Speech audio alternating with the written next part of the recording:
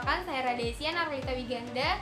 Di sini saya akan menjelaskan tentang pengertian dari strategi dalam dakwah. Strategi berasal dari bahasa Yunani yang artinya stragos atau strategi. Strategi adalah rencana yang cermat mengenai kegiatan untuk mencapai sasaran khusus. Kedua, dakwah berasal dari bahasa Arab dalam bentuk masdar dari da'a. Dakwah menurut harfiah yaitu seruan, ajakan, panggilan, pembelaan. Setelah itu dakwah menurut terminologi menurut Yakub adalah mengajak umat manusia dengan hikmah kebijaksanaan untuk mengikuti petunjuk Allah Subhanahu wa taala dan Rasulnya. Berkaitan dengan dakwah Islam, diperlukannya pengenalan yang tepat dan akurat terhadap sasaran dakwah yang akan kita tuju dengan memperhatikan situasi dan kondisi pada masyarakat ataupun pada lingkungan tersebut. Juga seorang dai ataupun juru dakwah dituntut untuk bisa memahami dan menyesuaikan dengan kultur yang ada pada masyarakat tersebut, karena setiap ataupun satu sama lain memiliki perbedaan dan akan mengalami perubahan dalam dinamika kemasyarakatan. Baiklah, selanjutnya adalah Islam merupakan agama yang memandang pemeluknya sebagai dai bagi dirinya sendiri dan orang lain. Seorang muslim yang sekaligus menjadi aktivis dakwah harus memahami selak-beluk dakwah Islam. Berhubung tantangan dakwah semakin kompleks, maka para aktivis dakwah perlu memahami beberapa langkah strategis yang perlu dipertimbangkan, diantaranya adalah sebagai berikut. Peningkatan kualitas pendidikan para dai, pelatihan-pelatihan untuk memperkaya wawasan para dai, demikian pula pemanfaatan teknologi informasi sebagai media dakwah, dan mengidentifikasi dakwah dengan pendekatan struktural maupun kultural. Seiring berjalannya waktu, teknologi dan komunikasi pun semakin maju. Banyak hal yang dapat dipergunakan sebagai media untuk menyampaikan dakwah. Seperti saat ini, dakwah tidak hanya dilakukan ketika di masjid saja, tetapi bisa juga menyebar dakwah atau mendengarkan dakwah melalui rekam digital atau sosial media. Kebanyakan dari generasi milenial lebih menyukai hal yang berbau simple, trendy, dan menyenangkan. Maka dari itu, seorang aktivis dakwah harus lebih memahami karakteristik sasaran pendakwah tersebut dan tetap berjalan sesuai dengan syariat Islam. Maka dari itu, para generasi milenial pun mau dan tergiur untuk ikut-ikut bergabung serta mendengarkan dakwah tersebut. Dengan adanya rekam digital di masa kini dan telah tersedianya jaringan internet yang telah menjangkau seluruh penjuru dunia, segala hal apapun lebih mudah untuk dilakukan, terutama dakwah. Di antaranya adalah strategi dakwah di masa depan. Tidak hanya orang tua yang harus mendengarkan dakwah dan siharaman rohani, tetapi justru generasi milenial yang sedang bertumbuh menjadi dewasa. Mengapa? Karena ketika manusia tumbuh dewasa, pola pikirnya pun ikut berubah-ubah. Dan apabila tidak dituntun dengan baik dan benar, maka akan ke jalan yang salah.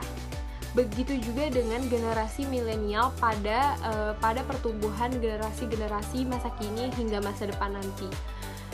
Milenial adalah sebagai penyebutan generasi berdasarkan demografi, umumnya berdasarkan kelahiran pada rentang waktu 1980-an hingga 1990-an. Generasi milenial menjadi menarik untuk dibicarakan dikarenakan karakteristik kelahiran mereka yang kebanyakan berada pada arus revolusi teknologi informasi dan jumlahnya cukup besar. Beberapa contoh strategi dakwah yang bisa dilakukan di masa depan ataupun dari sekarang adalah: 1. Melakukan dakwah dengan tidak monoton, serius, dan menegangkan, tetapi ada sedikit mengandung jenaka-jenaka yang membuat dakwah tersebut lebih menyenangkan dan lebih menarik, tetapi tetap mengikuti syariat Islam. Kedua, dakwah fardiyah. Dakwah fardiyah adalah dakwah dengan menjadikan pribadi dan keluarga sebagai sendi utama dalam aktivitas tersebut. Biasanya dakwah ini terjadi antara orang tua dan anak. Orang tua haruslah memahami karakter si anak tersebut agar seolah-olah anak tersebut sedang diberikan saran oleh temannya untuk memilih mana hal yang lebih baik untuk ia lakukan dari masa kini hingga masa depan. Ketiga, pemanfaatan teknologi modern sebagai media dakwah. Di masa kini, segala sesuatu sudah bisa diakses melalui benda elektronik, apalagi di masa depan. Dengan adanya penggunaan benda elektronik ini membuat orang lebih merasa efisien dan nyaman melakukan segala sesuatu, apalagi dakwah. Dengan cukup mengunggah satu video, baik berdurasi pendek ataupun berdurasi panjang yang berupa dakwah, seluruh dunia bisa menontonnya. Apakah tidak lebih mudah? Karena itu, mari kita gunakan teknologi informasi dengan tepat dan benar. Mari kita lanjutkan pembahasan tentang bentuk-bentuk strategi dakwah. Jadi Al-Bayanuni membagi strategi dakwah dalam 3 bentuk, yaitu yang pertama ada strategi sentimental atau yang biasa disebut dengan Al-Manhaj Al-Atifi. Strategi sentimental itu pengertiannya adalah dakwah yang memfokuskan aspek hati dan menggerakkan sebuah perasaan batin mitra dakwah. Lalu memberi mitra dakwah nasihat yang mengesankan, memanggil dengan kelembutan, atau memberikan pelayanan yang memuaskan merupakan metode yang dikembangkan dalam strategi ini. Strategi ini sesuai untuk mitra dakwah yang terpinggirkan atau marginal dan dianggap lemah, seperti kaum perempuan, anak-anak, orang yang masih awam, para mu'alaf atau iman yang lemah. Ada orang miskin, anak-anak yatim, dan lain sebagainya. Strategi sentimental ini diterapkan oleh Nabi Muhammad SAW. Saat menghadapi kaum musyrik Mekah, tidak sedikit ayat Makkiyah, ayat yang diturunkan ketika Nabi di Mekah atau sebelum Nabi Muhammad SAW hijrah ke Madinah, yang menekankan aspek kemanusiaan atau humanisme, semacam kebersamaan, perhatian kepada fakir miskin, kasih sayang kepada anak yatim, dan sebagainya. Ternyata para pengikut Nabi SAW pada masa awal umumnya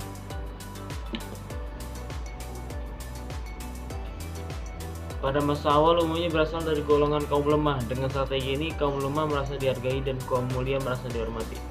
Yang kedua itu ada strategi rasional, Al-Manhaj Al-Aqli. Strategi rasional ini adalah dakwah dengan beberapa metode yang memfokuskan pada aspek akal, pikiran, namanya juga strategi rasional ya. Strategi ini mendorong mitra dakwah untuk berpikir, merenungkan, dan mengambil pelajaran. Penggunaan hukum logika, diskusi, atau penampilan.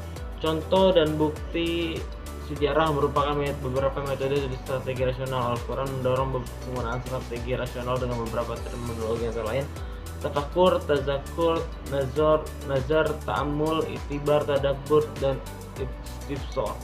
Tafakur adalah menggunakan pemikiran untuk mencapainya dan memikirkannya. Tazakur merupakan menghadirkan ilmu yang harus dipelihara setelah dilupakan.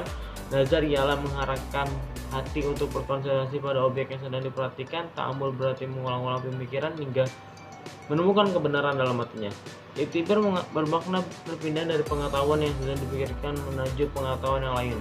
Tadabbur adalah suatu usaha memikirkan akibat setiap masalah. Istifsar ialah mengungkap sesuatu atau menyingkapnya serta memperlihatkannya kepada pandangan hati. Yang ketiga adalah tentang strategi indrawi, Al-Manhaj Al-Hissi. Strategi ini juga dinamakan strategi eksperimen atau strategi ilmiah. Ia didefinisikan sebagai sistem dakwah atau kumpulan metode dakwah yang berorientasi pada panca indera dan berpegang teguh pada hasil penelitian dan percobaan. Di antara metode yang dihimpun oleh strategi ini adalah praktek keagamaan, keteladanan, dan pentas drama. Dahulu Nabi SAW mempraktikkan Islam sebagai perwujudan strategi indrawi yang disaksikan oleh para sahabat. Para sahabat dapat menyaksikan mukjizat Nabi SAW secara langsung, seperti terbelahnya rembulan, bahkan menyaksikan malaikat jadi berdalam bentuk manusia. Sekarang kita menggunakan Al-Quran untuk memperkuat atau menolak hasil penelitian ilmiah. Pakar tafsir menyebutnya dengan tafsir ilmi. Adnan Oktar, penulis produktif dari Turki yang memakai nama pena Harun Yahya, menggunakan strategi ini dalam menyampaikan dakwahnya. Muhammad Quraisyihab, pakar tafsir kenamaan dari Indonesia, juga sering menguraikan hasil penemuan ilmiah saat menjelaskan ayat-ayat Al-Quran. Cukup sekian video dari kelompok kami, kurang lebihnya mohon maaf. Wassalamualaikum warahmatullahi wabarakatuh.